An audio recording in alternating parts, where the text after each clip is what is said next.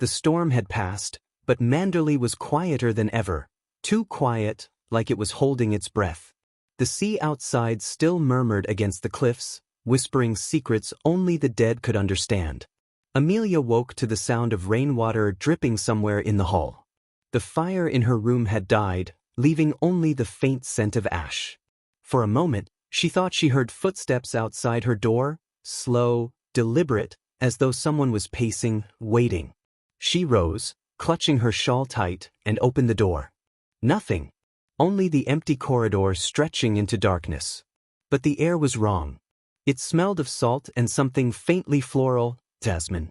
The same scent that had lingered in the west wing since that night. Maxim had not returned to his room after the storm. The servants whispered that he'd gone to the cliffs, alone. When Amelia finally found him, he was standing by the sea, his coat open, his face pale against the dawn light. He looked like a man lost between two worlds, the living and the one that still called his name from the water. "You shouldn't be here," she said softly. He didn't turn at first. "This house remembers everything," he whispered. "Even what I try to forget." The wind caught his hair, the waves crashing below like the echo of something ancient. She stepped closer, the chill biting her skin. "Then maybe it's time to make new memories," she said, trying to sound braver than she felt. For the first time in days, he smiled, faintly, but it was there. A small spark of life in a house built on ghosts. They stood there for a while in silence, two broken souls beside an endless sea. But somewhere behind them, the windows of Manderley flickered with candlelight, though no one had lit them. It was watching, waiting. And as they turned to walk back, a single window in the west wing creaked open, just enough for the wind to whisper through. The curtains moved like breath. And in the faint reflection of the glass, someone else was standing there. Not Amelia. Not Maxim. Someone else entirely. The next morning, the storm had left Manderley painted in silver mist. The sea had calmed, but the house seemed heavier, as though it had soaked up the night's terror and was quietly digesting it. Amelia sat by the tall windows, watching the garden through the fog. Roses, heavy with dew, bent under their own beauty. The air smelled of salt and earth.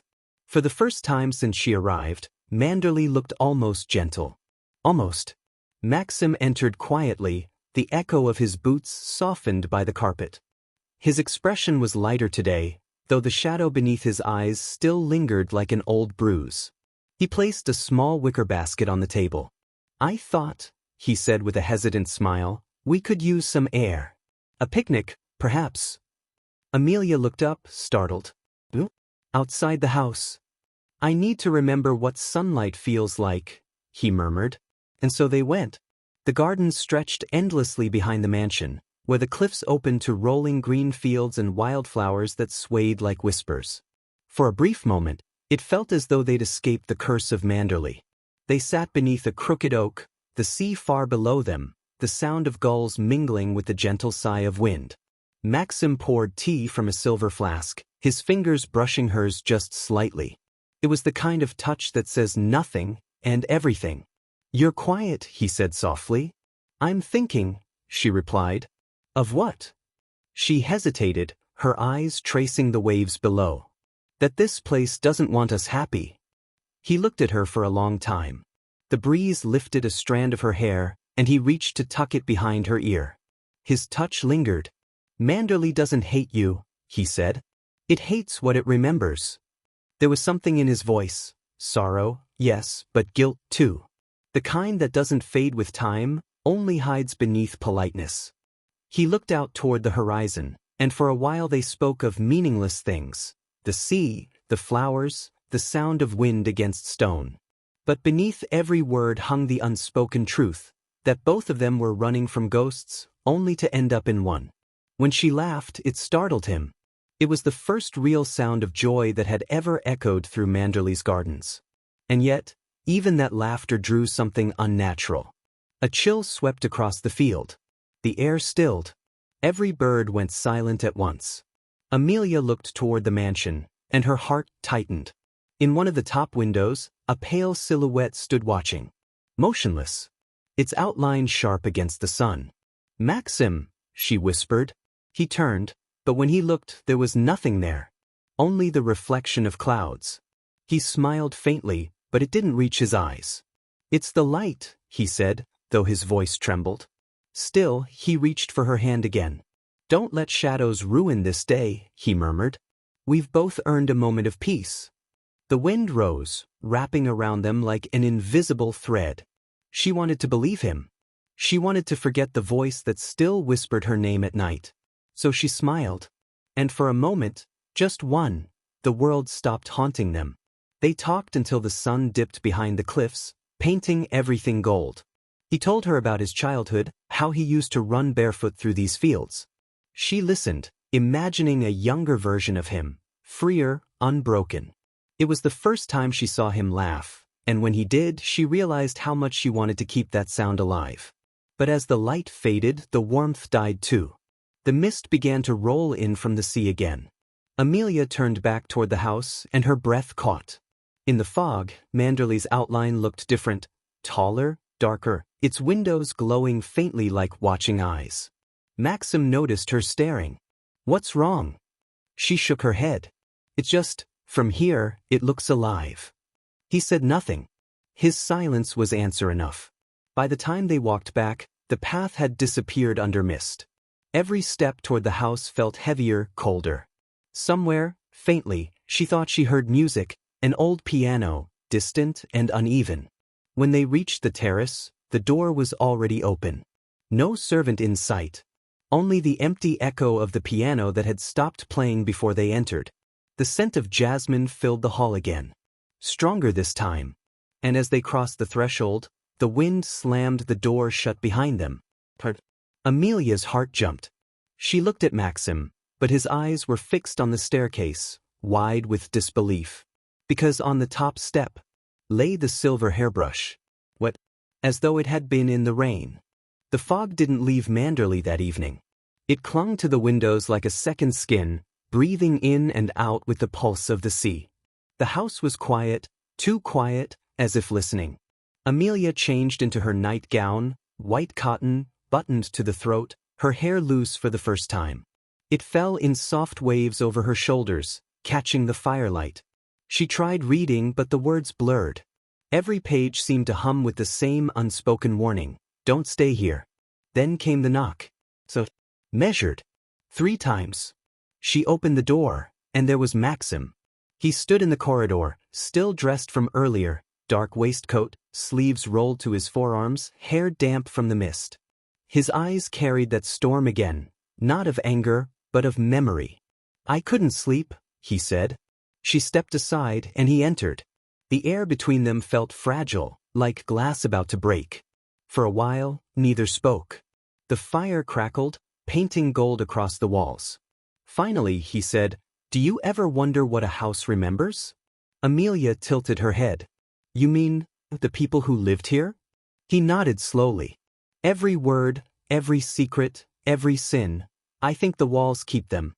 Sometimes, when the wind hits just right, I can almost hear it whispering them back." She tried to smile. "You sound like a man who's afraid of his own home." He looked at her, and the truth in his eyes made her breath catch. "I am." The silence stretched, full of things neither of them dared to say. Then he sat beside her, the edge of his hand brushing hers. "I thought today might change something," he murmured. "That maybe if we could laugh together, the house would forgive us both." She looked at him, her heart aching. "Forgive us for what?" His gaze fell to the fire. The light carved lines across his face, beauty and ruin intertwined. "For being alive," he said quietly. The words hung in the air, heavy as thunder. Then, without another thought, she reached for his hand. His fingers were cold, trembling slightly, but they didn't pull away. Their eyes met, and something fragile, something human, bloomed in the stillness. But as soon as warmth touched them, the room changed. The fire dimmed. The air grew colder, the shadows longer. And from somewhere behind the walls came a faint, hollow sound, like someone walking just beyond the door. Amelia froze. "Maxim." He didn't move. His eyes were fixed on the mirror across the room. In it, reflected perfectly, stood another woman. Her face pale as frost, her dark hair cascading over a white dress that shimmered like wet silk. Her expression wasn't anger. It was pity. And her hand, translucent and slow, rested on Maxim's shoulder. Amelia gasped, pulling away. The reflection vanished. The candle beside them flared violently, wax spilling over the brass holder. "What was that?" she whispered, backing away. Maxim stood, his breath shaking. "She never leaves when it storms," he said hoarsely. "I thought she'd be satisfied, but she never is." Amelia's heart pounded. "Who is she, Maxim?" He turned toward the window, his reflection ghost-like in the glass. "You already know." Lightning tore across the sky, and for an instant she saw the cliffs beyond, waves striking the rocks like fury reborn. When he faced her again, his eyes were wet. "You must leave Manderley, Amelia, before it makes you part of its story too." She stepped closer, tears burning her own eyes. "You think running saves you? You've been running since she died. Look where it's brought you, to the same house, the same ghosts." The house moaned, long, low, like it was breathing through the walls. Something above them fell. A sharp crash. Then another. The chandelier shuddered, crystals clinking softly. Amelia reached for him, her voice trembling. "Maxim, what's happening?" He didn't answer. Instead, his gaze drifted toward the door, the same door that had shut on its own earlier that night. Now it was slowly creaking open. Cold wind swept through the room, blowing out every candle but one. And from the hallway, faintly, came a whisper. "He promised me forever." Amelia froze. The voice was female, low, melodic, but soaked in venom. Maxim turned white. "Don't listen," he said urgently. "Don't answer her." But Amelia's voice broke through the silence. "What does she want?" "She wants me," he whispered. "She wants what she had, or what she thinks she still owns." The door burst open. For one blinding moment, lightning filled the room. And there she was. The woman from the mirror. Soaked to the skin, hair clinging to her face, eyes like twin mirrors of the sea, reflecting nothing but death. The hem of her gown dragged water that wasn't there across the floor. She smiled, slow, cruel, beautiful. "Maxim," she whispered, her voice soft as silk. "You brought her here." Amelia stepped back, her candle trembling in her hand. "She's not real," she told herself. "She can't be." The woman's eyes flicked toward her, and she smiled wider. "Then why can you hear me?" The flame went out. The darkness swallowed everything, until only the sound of the sea remained. When light returned, faint, flickering, the ghost was gone. The door stood open to the storm, wind shrieking through the hall like laughter. Maxim collapsed to his knees, breath shuddering. "She's not done," he whispered. "She'll never be done." Amelia sank beside him, gripping his hands. "Then we fight her. Together." He looked at her, eyes glistening with something between fear and love. "You don't understand. You can't fight the house. It always wins." Thunder answered him like an oath. But Amelia, trembling and fierce, lifted his face to hers. "Then it hasn't met me yet." Outside, the storm raged on, but for the first time, she didn't flinch. The house might remember everything, but she was still writing her part of the story. And Manderley, for once, seemed to listen. The morning after the storm was deceptively calm. The sea shimmered in soft gray light, and Manderley stood quiet, as if exhausted from all it had done in the night. Amelia awoke to silence. For a moment, she thought it had all been a dream, the voice, the ghost, the reflection. But the air still held that strange heaviness, that faint scent of the sea that didn't belong inside. And Maxim's room across the hall was empty. She found him outside, near the cliffs.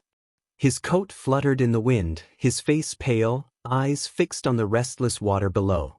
"Maxim," she called, walking closer, "you shouldn't be this close to the edge." He didn't move. The waves thundered against the rocks, mist spraying over them like cold breath. "I keep thinking," he said quietly, "that if I jumped, the sea would give her back to me." Her heart clenched. "Don't say that." He turned to her, eyes hollow, sleepless. "You don't understand, Amelia. I built this house for her. Every stone, every room. I gave her everything and she gave me Manderley in return, but it came with her shadow. She's the one this house truly belongs to." Amelia stepped closer, trembling. "Then why does it still keep you here?" He looked past her, toward the mansion in the distance, its windows dark and watching. "Because it doesn't just remember her. It remembers me." The wind rose. The sky darkened, clouds curling above the cliffs like bruises. Manderley seemed to breathe again, its chimneys exhaling faint tendrils of smoke. A single word crossed her mind: awake. That night, the house was colder than ever. Doors whispered as they moved on their own. Footsteps echoed through empty halls. And every mirror had been covered with black cloth, by Maxim's own hands. Amelia found him in the drawing room, sitting before the unlit fire, staring into nothing. "Why cover them?" she asked softly. "Because she uses them," he said. "Every time you look into glass, she looks back." Amelia knelt beside him, her voice low, steady. "You don't have to keep hiding from her. You think she's haunting you because she wants you, but what if it's because she can't forgive you?" He laughed, a bitter, broken sound. "Forgive me? Amelia, she drowned because of me." The words shattered the air. She froze. "You mean?" "I tried to save her," he whispered. "But she didn't want saving. She wanted to take me with her. She said if she couldn't have my heart in life, she'd have it in death." Amelia's throat tightened. "And she's still trying." He nodded faintly. "Every storm. Every shadow." The silence stretched between them, deep and trembling. Then Amelia did the only thing she could. She reached out, took his cold, trembling hands in hers, and said softly, "Look at me, Maxim. Not the sea. Not the ghosts. Me." He hesitated, but his eyes met hers. "Whatever this house remembers," she continued, her voice shaking but fierce, "it can't touch what's real right now. You are alive. And she can't change that. Not unless you let her." His fingers tightened around hers, slowly, desperately, like a man reaching for air. For the first time, his breathing eased. The haunted tremor in his eyes softened. "You shouldn't have come here," he whispered, though his voice carried something else now, not warning but need. "Maybe," she said, her thumb brushing the back of his hand, "but maybe Manderley needs someone who isn't afraid of what it remembers." Thunder murmured faintly in the distance, though the sky was clear. Somewhere deep in the house, a door creaked open, deliberate, slow. Neither of them moved. Then came the faintest whisper, "He always forgets," drifting through the air like a sigh. Amelia's grip tightened. "She's listening," she said. "She always is," Maxim replied, standing. "The house feeds on memory. The more we speak of her, the stronger she becomes." "Then we take her power away," Amelia said. "We stop remembering." He smiled faintly. If only forgetting were that simple. The lamps flickered, once, twice. Then the shadows on the wall shifted. They stretched long and unnatural, bending toward the couple like reaching hands. The piano in the corner began to play on its own, soft, uneven notes forming a tune that was once beautiful but now broken. Amelia turned slowly. The keys pressed down, one by one, no hands, no weight. Then a voice, faint and cruel, echoed through the music. "You think love saves him? It only ruins him slower." The lamps shattered. Glass rained across the floor. Maxim pulled Amelia close, shielding her as the fire burst to life without spark or wood. "Go upstairs," he shouted. "The West Wing, it's safer there." She shook her head. "No, I'm not leaving you." But the house roared, wind ripping through the corridors, slamming doors, sending portraits crashing down. The walls themselves seemed to twist, the floor trembling beneath their feet. Maxim turned toward the piano, shouting into the chaos, "What do you want from me?" A whisper came back, soft but cutting, "What you promised." He fell to his knees, head in his hands. "I can't. You're gone. You're—" And then silence. Everything stopped. The fire stilled. The air froze. Even the sea went quiet beyond the windows. In that terrible stillness, Amelia whispered, "She's waiting for you to answer." Maxim looked up at her, broken, haunted, human, and said, Then let her wait forever. A gust of icy wind swept through the room, and every candle in Manderley extinguished at once. Amelia reached for his hand again.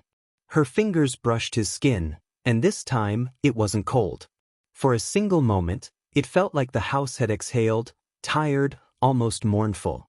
Like it too was listening.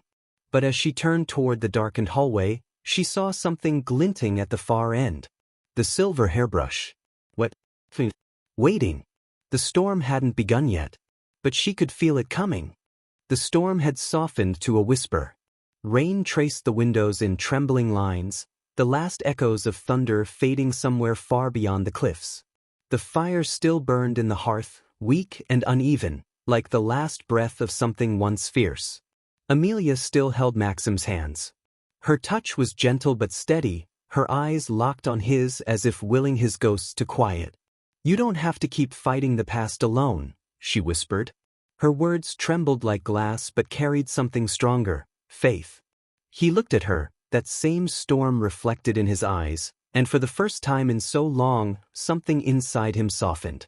Outside, Manderley sighed, the sound of old walls exhaling centuries of sorrow. He didn't speak. He only lifted her hand, pressing it against his heart, letting her feel its fragile rhythm, alive, despite everything. "You don't know what you're saving," he said at last, voice rough as the sea. Amelia smiled faintly. "Maybe not. But I know what I'm choosing."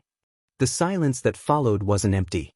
It was full, heavy with everything they couldn't say. Then, just as peace began to settle like dust, something changed. A cold gust swept through the room, strong enough to snuff out one of the candles. The flames flickered wildly, shadows twisting up the walls like black vines. Amelia froze. Maxim's hands tensed in hers. And then, a sound. From the corridor. So, barely there. A piano. One single note. Then another. Slow, deliberate. A melody neither of them had ever played, but both somehow recognized. Maxim turned toward the sound, his face drained of color. "No one goes into that room," he murmured. "No one even touches that piano." But the music continued, low and haunting, weaving through the air like perfume. Amelia's pulse quickened. "Then who's playing it?" He didn't answer. He just reached for the lantern, lit it, and stepped toward the hall. The storm outside had died, but inside, the house had awakened again. They followed the sound, down the long corridor lined with portraits whose eyes gleamed in the dim light. The melody grew stronger, more sorrowful, until it pulled them toward the west wing. At the end of the hall, the door to the music room stood open. Amelia hesitated. "Maxim?" He nodded once, and they entered. The room smelled faintly of salt and roses, that same scent that haunted her dreams. Dust floated in the air like pale ghosts. The grand piano sat near the window, its lid half open, keys glistening with a thin sheen of moisture, as though touched by sea air. But no one was there. Still the keys moved. Softly. Gracefully. As if played by invisible hands. Amelia's heart hammered against her ribs. The melody twisted, no longer sad, but taunting. A love song turned cruel. Maxim's voice broke. "She used to play this before she died." The air around them seemed to thicken, heavy with memory. Amelia took a step closer. Her reflection glimmered faintly in the piano's black surface. And behind her, for a heartbeat, another reflection appeared. A woman. In white. Her lips curved into a smile that wasn't kind. Amelia gasped and turned, but the space behind her was empty. Maxim gripped the piano lid, his knuckles white. "This house isn't haunted by her ghost," he said. "It's haunted by her memory. By what she made of me." He sank to his knees, his voice trembling. "I let her turn this place into her cathedral. And now I can't make it stop worshipping her." Amelia knelt beside him, taking his hand again. "You can," she said softly. "But not by forgetting her. By forgiving yourself." For a moment, it felt like her words reached him, like the curse of Manderley might finally break. But then, something shattered. A mirror. Somewhere deep within the house. The piano fell silent. A new sound rose, faint, distant, but unmistakable. Footsteps.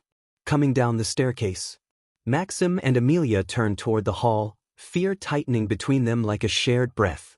The lantern flickered, throwing their shadows long and trembling on the walls. The footsteps grew louder, not hurried, not desperate, but calm. Confident. Almost human. When they reached the door, the air turned colder than the sea wind. Then came a whisper, a woman's voice. So close.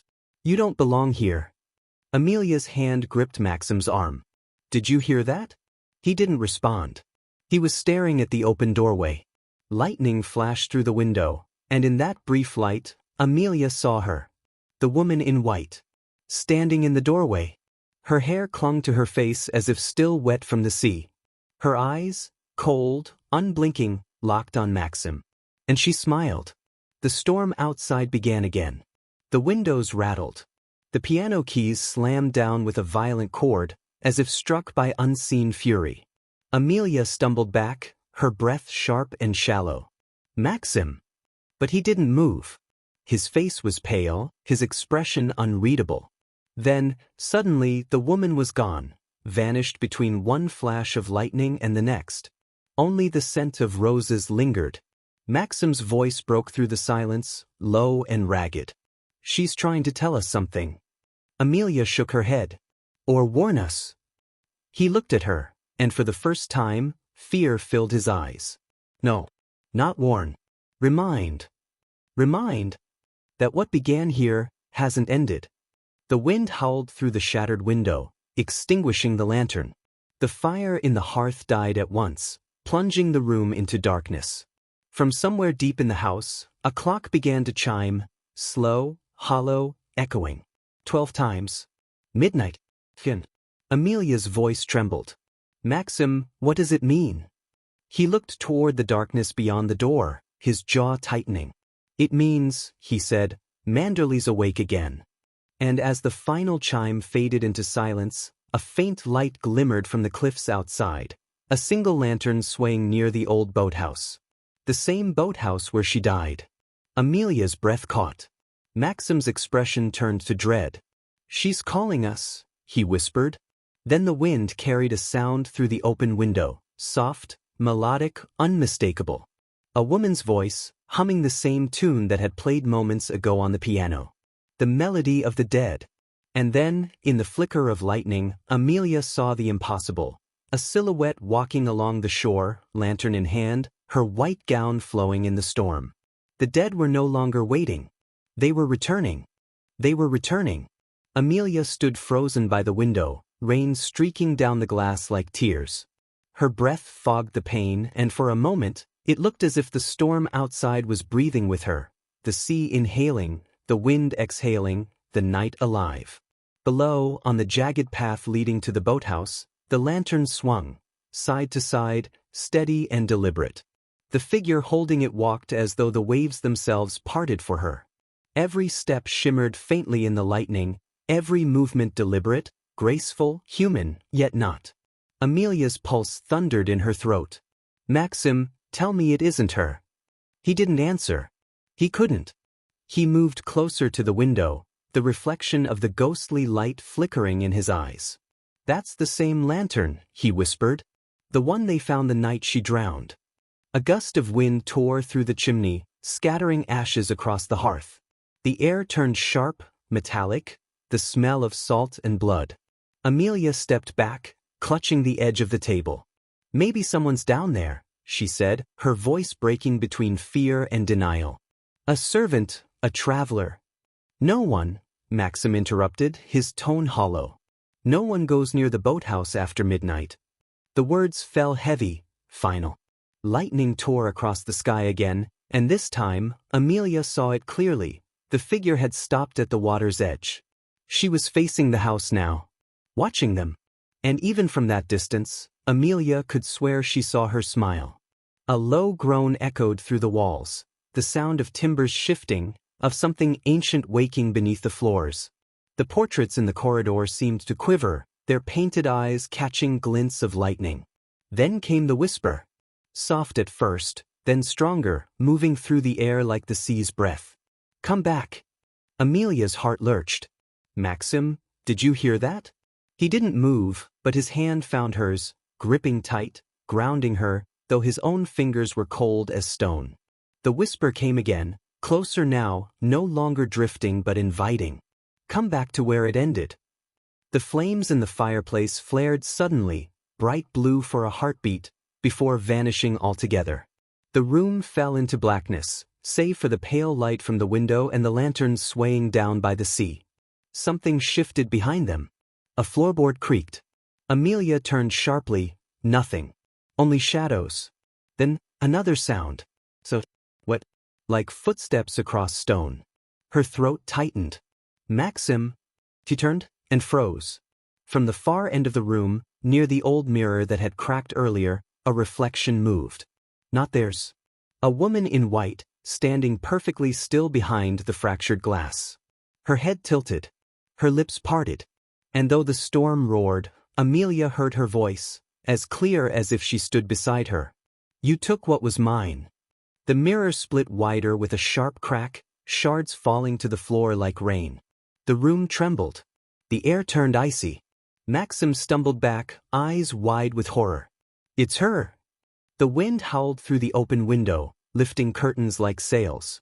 The candle on the mantel burst into flame, illuminating the ghost's reflection once more, but now her eyes glowed faintly, almost golden, as if burning with something that wasn't human. She smiled again. Not cruelly, but knowingly. And then she whispered, "Welcome home." The light shattered. The window exploded inward, glass and rain sweeping through the room. Amelia screamed, shielding her face, and when she looked again, the reflection was gone. Only the sea remained, raging below. The lantern by the boathouse flickered once, twice, and went out. Silence. Maxim dropped to his knees, staring at the dark cliffs. His voice trembled. She doesn't want peace, he said. She wants to finish what she started. Amelia reached for him, her own hands shaking. Then we'll end it. Together. He looked at her, rain glistening on his lashes. Together. She nodded. If this house remembers her. Her gaze lifted to the dark windows of Manderley. Then it will remember us too. For a moment, lightning painted their faces in silver light, two figures defying the curse of their past. But as thunder rolled across the cliffs, something deep within the house answered, a low, resonant sound. A door. Closing. Somewhere inside Manderley, a new lock clicked into place. And in the darkness, a woman's laughter echoed faintly, distant, yet unmistakably alive.